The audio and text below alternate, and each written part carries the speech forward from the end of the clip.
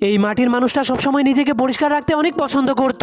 এজন্য সে সবগুলো মাটিকে তার শরীর থেকে ফেলে দেওয়ার চেষ্টা করত, কিন্তু সেই মাটিগুলো বারবার তার কাছেই ফিরে আসতো, যার ফলে মাটির কারণে তার সাদা ঘরটাও নোংরা হয়ে যেত।